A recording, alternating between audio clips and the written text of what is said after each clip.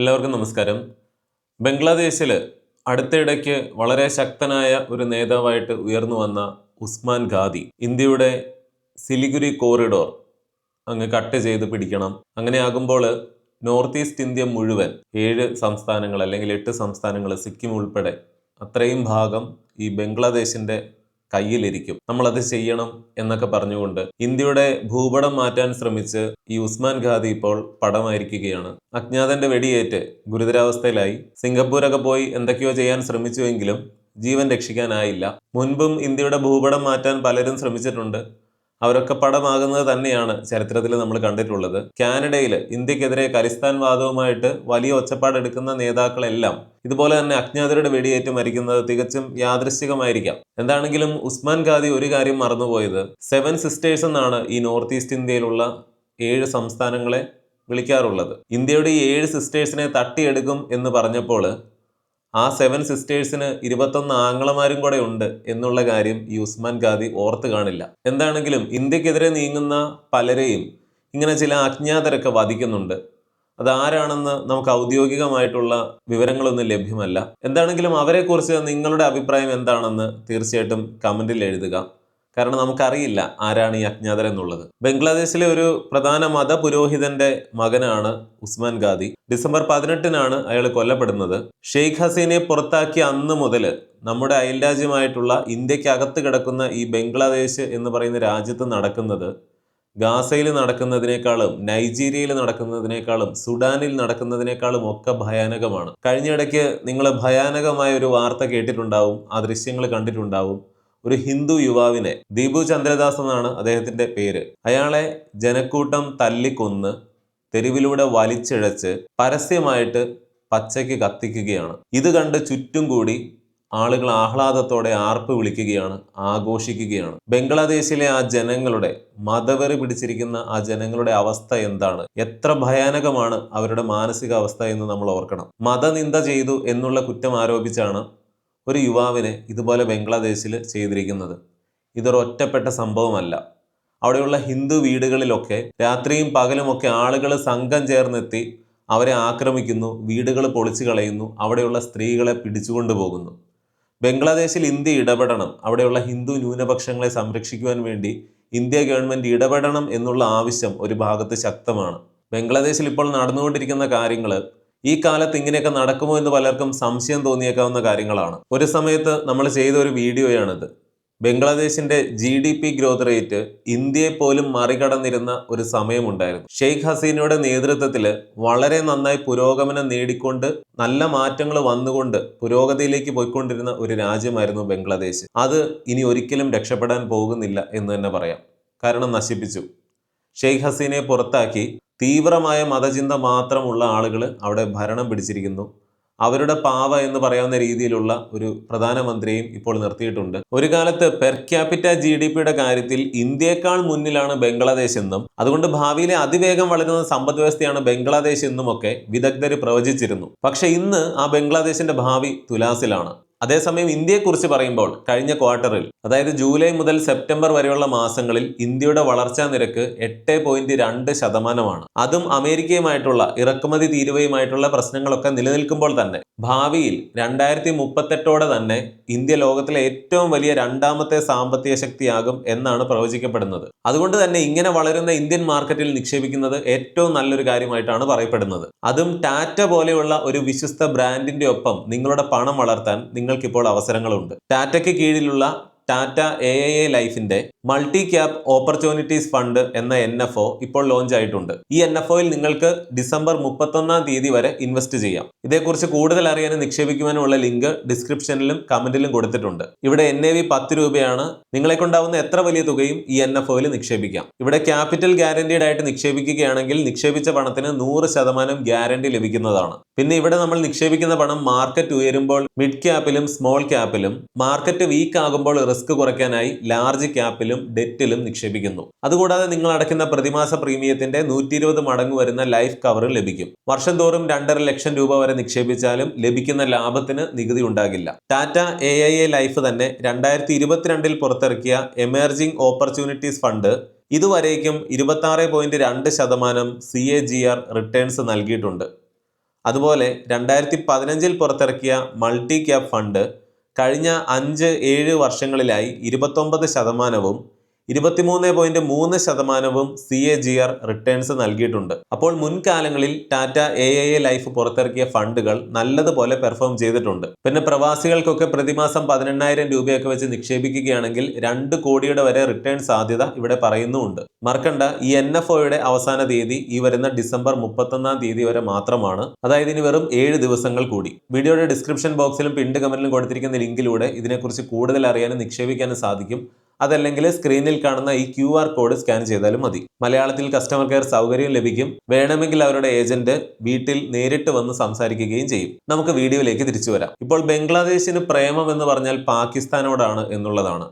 ചരിത്രം പഠിച്ചാൽ നമുക്കറിയാം, കിഴക്കൻ പാകിസ്ഥാനായിട്ടാണ് ഇന്നത്തെ ബംഗ്ലാദേശ് ആദ്യം രൂപപ്പെടുന്നത്. പാകിസ്ഥാന്റെ ഭാഗമായിട്ട് വെസ്റ്റ് പാകിസ്ഥാനും ഈസ്റ്റ് പാകിസ്ഥാനും. എന്നാൽ ഈ പ്രധാന പാകിസ്ഥാൻ ബംഗ്ലാദേശിനോട് കാണിച്ചിരുന്നത് ഒരു ചിറ്റമ്മ നയമായിരുന്നു.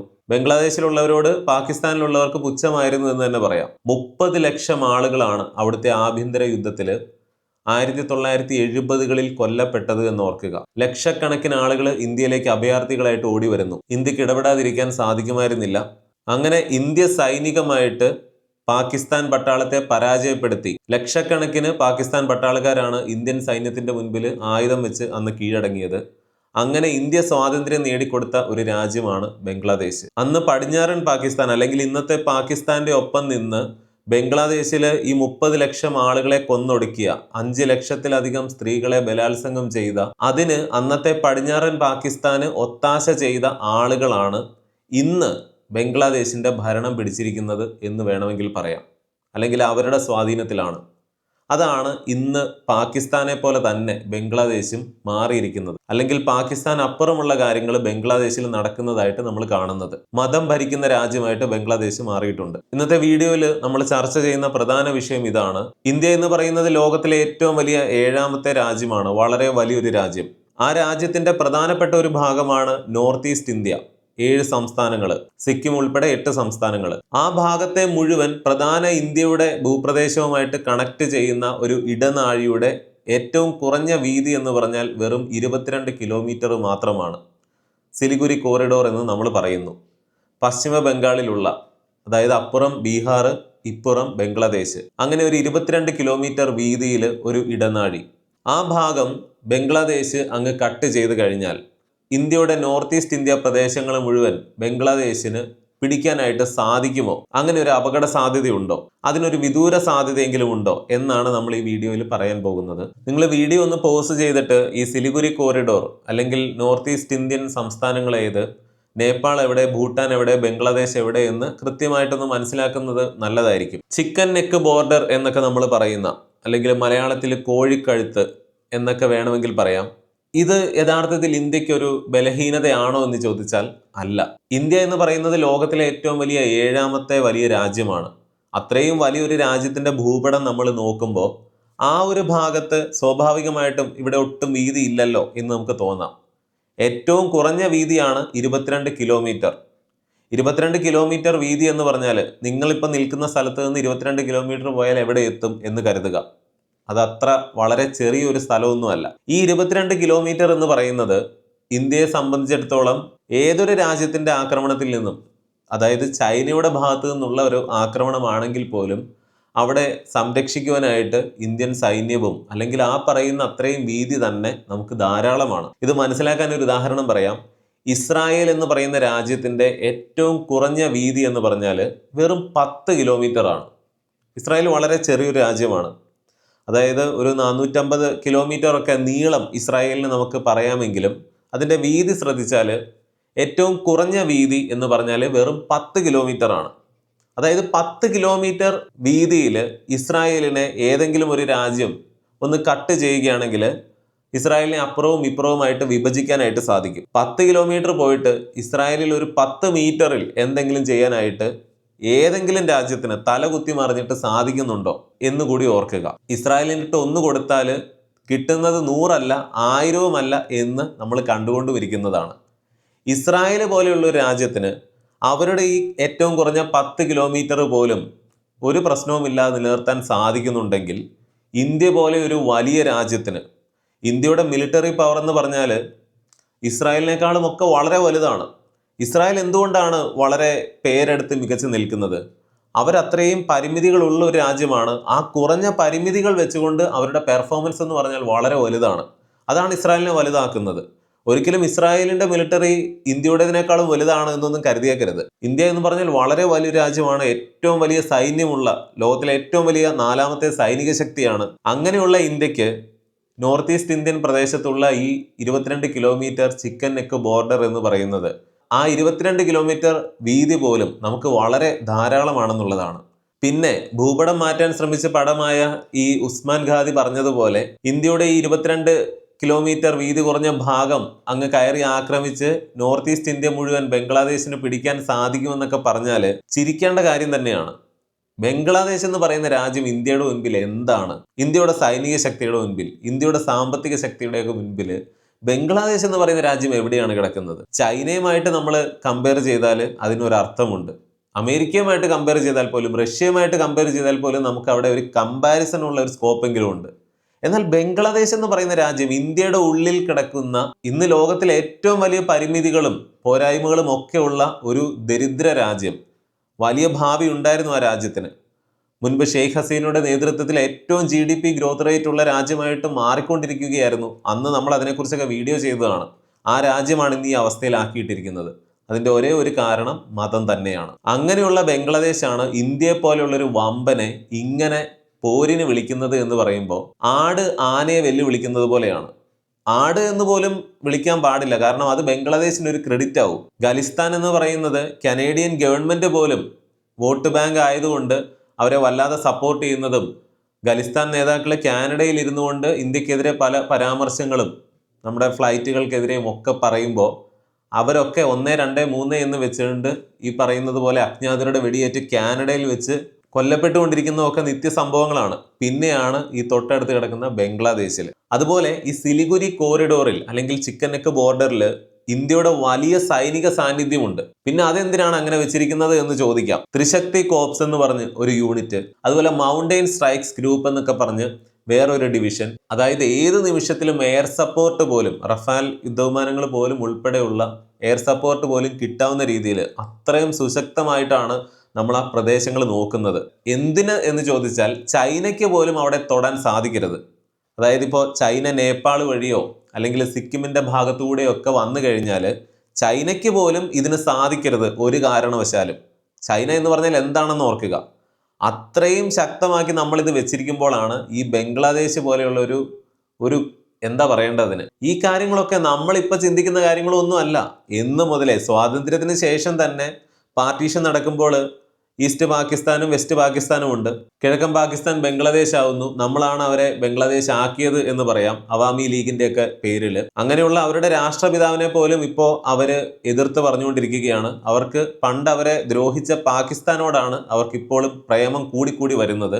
അനുഭവിക്കാനിരിക്കുന്നതേ ഉള്ളൂ. ഭൂട്ടാൻ എന്ന് പറയുന്ന രാജ്യത്തെ പോലെ തന്നെ ഒരു സ്വതന്ത്ര രാജ്യം പോലെ നിന്നതാണ് നമ്മുടെ ഇന്ത്യൻ സ്റ്റേറ്റ് ആയിട്ടുള്ള സിക്കിം എന്ന് പറയുന്നത്. ഈ സിക്കിമിനെ ഇന്ത്യയുടെ ഒരു ഭാഗമാക്കുന്നത് 1975 എന്ന് പറയാം. ഒരു 7 ലക്ഷമൊക്കെ മാത്രമാണ് സിക്കിമിൽ പോപ്പുലേഷൻ ഉള്ളൂ. ഈ സിക്കിമിനെ ഇന്ത്യ എന്തുകൊണ്ടാണ് കൂട്ടിച്ചേർത്തത്? അവിടെയുള്ള 97% ആളുകളും ഇന്ത്യയിൽ ചേരണമെന്ന് പറഞ്ഞു. ഹിതപരിശോധന നടന്നു. അങ്ങനെ സിക്കിം ഇന്ത്യയുടെ ഭാഗമായി. സിക്കിമിനെ ഇന്ത്യയോട് ചേർത്തത് ഈ സിലിഗുരി കോറിഡോറിന് ഒരു ശക്തി പകരാൻ വേണ്ടിയിട്ടാണ്. എന്നാൽ സിക്കിം എവിടെയാണ് കിടക്കുന്നത് എന്ന് ചിന്തിക്കുക. ചൈനയുടെ അടുത്തായിട്ടാണ്. അതായത് ചൈനയെ മാത്രമാണ് നമ്മൾ ഈ കാര്യത്തിൽ ഒരു എതിരാളിയായിട്ട് അല്ലെങ്കിൽ സൂക്ഷിക്കേണ്ടവരായിട്ട് കരുതുന്നുള്ളൂ. ഇന്ത്യ എന്ന് പറയുന്ന സിംഹത്തിനോട് ചൈനയാകുന്ന ആനയെ പേടിക്കാം എന്ന് പറയുന്നതിൽ ഒരു അർത്ഥമുണ്ട്. എന്നാൽ ഈ ആട് എന്ത് കാണിക്കാനാണ് എന്നുള്ളത് ഈ ബംഗ്ലാദേശിന്റെ കാര്യത്തിൽ അതാണ് നമ്മൾ പറയേണ്ടത്. ബംഗ്ലാദേശ് എന്ന് പറയുന്ന രാജ്യം ലോകത്തെ ഏറ്റവും അധികം ജനസംഖ്യയുള്ള 8ാമത്തെ രാജ്യമാണ്. ലോകത്തിലെ ഏറ്റവും വലിയ രാജ്യമാണ് റഷ്യ. ഈ റഷ്യയിലുള്ള ആളുകളിൽ അധികമാണ് ഈ ഇത്തിരി പോന്ന ബംഗ്ലാദേശിലുള്ളത്. കാരണം എന്താണ്? വളരെ ഉയർന്ന ജനന നിരക്ക്. ലോകത്തെ ഏറ്റവും ജനസംഖ്യയുള്ള രാജ്യമാണ് ഇന്ത്യ, പിന്നീട് ചൈന, പിന്നീട് അമേരിക്ക, 4ാമത് ഇന്തോനേഷ്യ, 5ാമത് പാകിസ്ഥാനാണ്. പിന്നെ നൈജീരിയ വരുന്നുണ്ട്, ബ്രസീൽ വരുന്നുണ്ട്, 8ാമത് വരുന്നതാണ് ബംഗ്ലാദേശ്. ഈ ബംഗ്ലാദേശും കഴിഞ്ഞിട്ടാണ് ലോകത്തിലെ ഏറ്റവും വലിയ രാജ്യമായ റഷ്യ 9ാമത് വരുന്നത്. ഏകദേശം 20 കോടിയോളം ഒക്കെ പോപ്പുലേഷൻ ആകാൻ പോകുന്നു ഈ ബംഗ്ലാദേശ്. അതായത് നമ്മുടെ UP-യുടെയോ അല്ലെങ്കിൽ ഇന്ത്യയുടെ പല സ്റ്റേറ്റുകളുടെയും വലിപ്പമില്ല, ഇന്ത്യയിലെ പല സ്റ്റേറ്റുകളിലുള്ള ജനസംഖ്യ പോലും ഇല്ല. എങ്കിൽ പോലും ഈ ബംഗ്ലാദേശിൽ ഇത്രയും ജനങ്ങളുണ്ട്. ഇന്ത്യയോട് ഈ പറയുന്നത് പോലെ അവരെന്തെങ്കിലും ചെയ്തു എന്ന് കരുതുക, വെറുതെ, അതായത് ഒന്നും ചെയ്യാൻ കഴിയില്ല. എങ്കിൽ പോലും അവരുടെ ഭാഗത്ത് നിന്ന് പ്രകോപിപ്പിക്കുന്ന എന്തെങ്കിലും ഒരു കാര്യം ഇന്ത്യക്ക് നേരെ ഉണ്ടായി എന്ന് കരുതിയാൽ പിന്നെ ബംഗ്ലാദേശിലുള്ളവർക്ക് നല്ല സുഖമായിരിക്കും എന്നുള്ളതാണ്. തീർച്ചയായിട്ടും ഇന്ത്യക്ക് അത് വലിയൊരു സാമ്പത്തിക ബാധ്യതയാവും, സൈനികമായിട്ട് ഇടപെടുന്നതും ഒക്കെയുള്ള കാര്യങ്ങൾ. പക്ഷെ പിന്നീട് ബംഗ്ലാദേശിന്റെ അവസ്ഥ എന്താണ് എന്നുകൂടി ഓർക്കുക. ഇന്ന് ഈ തെരുവുകളിലൂടെ ഇങ്ങനെ നടക്കുന്നവർക്കൊക്കെ പിന്നെ നല്ല സുഖമായിരിക്കും എന്നുള്ളതാണ്. അപ്പോൾ അവിടെ എന്തായിരിക്കും പറയുന്നത്? സാധാരണ നമ്മൾ എപ്പോഴും കേൾക്കാറുള്ളത് പോലെ ആദ്യം വീരവാദം മുഴക്കും, പിന്നെ ഭീകരവാദം മുഴക്കും, പിന്നെ അടി കിട്ടിക്കഴിയുമ്പോൾ ഇരവാദം മുഴക്കും. ഇതാണ് കാണാൻ പോകുന്നത്. അതായത് വേണ്ടാത്ത പരിപാടിക്ക് ബംഗ്ലാദേശ് പോയാൽ അവരെ കൊണ്ട് ഒന്നും ചെയ്യാൻ സാധിക്കില്ല. പക്ഷേ തല പൊക്കുന്നു എന്ന് കണ്ടു കഴിഞ്ഞാൽ തന്നെ അടിച്ചൊതുക്കേണ്ടത് ഇന്ത്യയുടെ ആവശ്യമാണ്. ഇന്ദിരാഗാന്ധിയുടെയൊക്കെ കാലഘട്ടത്തിൽ ബംഗ്ലാദേശിന് സ്വാതന്ത്ര്യം നേടിക്കൊടുത്തത്, അല്ലെങ്കിൽ ഇന്ത്യയാണ് അവരെ രക്ഷിച്ചത് എന്ന് പറയാം. അന്ന് ബംഗ്ലാദേശിന് പണ്ട് പാർട്ടീഷൻ നടന്ന ആ ഒരു സമയത്തുള്ളതുപോലെയുള്ള ഒരു മാപ്പ് തന്നെ അനുവദിച്ചു കൊടുത്തത് പോലും ഇന്ത്യയാണ്. ഇന്ത്യക്ക് വേണമെങ്കിൽ അന്ന് ഈ പറയുന്ന സിലിഗുരി കോറിഡോറിന്റെ അവിടെ നിന്നൊക്കെ ബംഗ്ലാദേശിന്റെ കുറേ ഭാഗങ്ങൾ പിടിച്ചെടുത്തിട്ട് ഇനി ബാക്കി മതി നിങ്ങൾക്ക് എന്ന് പറഞ്ഞാൽ മതിയായിരുന്നു. അത് ചെയ്യാതിരുന്നത് അന്നത്തെ കോൺഗ്രസിന്റെ കഴിവുകേടാണോ, ബലഹീനതയാണോ, അതോ വിശാല മനസ്കതയാണോ എന്നൊന്നും നമുക്കറിയില്ല. പക്ഷെ നമ്മളിവിടെ ശ്രദ്ധിക്കേണ്ട ഒരു കാര്യമെന്ന് പറഞ്ഞാൽ, ഒരു രാജ്യത്തിന്റെ ഭാവി, ബംഗ്ലാദേശ് എന്ന് പറയുന്ന രാജ്യം എങ്ങനെ നശിച്ചു പോയിക്കൊണ്ടിരിക്കുന്നു എന്നുള്ളതാണ്. ഇന്ത്യയുടെ അയൽ രാജ്യത്ത് വലിയ പ്രശ്നങ്ങൾ ഉണ്ടാകുമ്പോൾ, അവിടെ ആഭ്യന്തര പ്രശ്നങ്ങൾ ഉണ്ടായാൽ പോലും അത് ഇന്ത്യയാണ് ബാധിക്കുന്നത്.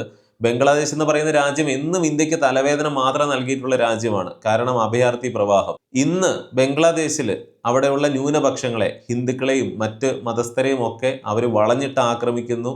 ഇങ്ങനെ ഈ ന്യൂനപക്ഷങ്ങളെ മുഴുവൻ അവരെ ഒന്നെങ്കിലും മതം മാറ്റുകയോ അല്ലെങ്കിൽ കൊന്നോ തീർത്തു എന്ന് കരുതുക. പിന്നെ അവിടെ എന്തായിരിക്കും സംഭവിക്കുന്നത്? പിന്നെ അവർ തമ്മിൽ തല്ലാൻ തുടങ്ങും. ഇതാണ് എവിടെയും നമ്മൾ കാണുന്നത്. ഒരു കാലത്ത് ഇന്ത്യയിൽ ഉൾപ്പെടെ ഇസ്രായേലിനെതിരായിട്ടുള്ള മനോഭാവമായിരുന്നു. എന്നാൽ ഇന്ന് എന്താണ് അവസ്ഥ? ലോകത്തെ എല്ലാ രാജ്യങ്ങൾക്കും ഇപ്പോൾ മനസ്സിലാവുകയാണ് ഇസ്രായേലിന് എന്തുകൊണ്ടാണ് അവർ ഈ കാണിക്കുന്നതൊക്കെ ചെയ്യേണ്ടി വരുന്നത് എന്ന്. പിന്നെ ഞാൻ വീഡിയോയുടെ തുടക്കത്തിൽ പറഞ്ഞ നിക്ഷേപ അവസരത്തെക്കുറിച്ച് ഒരിക്കൽ കൂടി ഓർമ്മിപ്പിക്കുകയാണ്. ഡിസംബർ 31 വരെയാണ് ഈ NFOയിൽ നിങ്ങൾക്ക് ഇൻവെസ്റ്റ് ചെയ്യാൻ അവസരം ഉണ്ടായിരിക്കുക. അതായത് ഇനി 7 ദിവസങ്ങൾ കൂടി മാത്രം. ലിങ്ക് ഞാൻ കമന്റ് ബോക്സിലും ഡിസ്ക്രിപ്ഷനിലും കൊടുത്തിട്ടുണ്ട്. അതിൽ പോയി കാര്യങ്ങളൊക്കെ വായിച്ച് മനസ്സിലാക്കി ഇൻവെസ്റ്റ് ചെയ്യാവുന്നതാണ്. അതല്ലെങ്കിൽ സ്ക്രീനിൽ കാണുന്ന ഈ QR കോഡ് സ്കാൻ ചെയ്താലും മതി. തീർച്ചയായിട്ടും ചെക്ക് ചെയ്യുക. ഇന്നത്തെ വീഡിയോയെ കുറിച്ചുള്ള നിങ്ങളുടെ എല്ലാ അഭിപ്രായങ്ങളും കമന്റിൽ എഴുതണം. മറ്റൊരു വീഡിയോയിൽ വീണ്ടും വരാം. നന്ദി, നമസ്കാരം.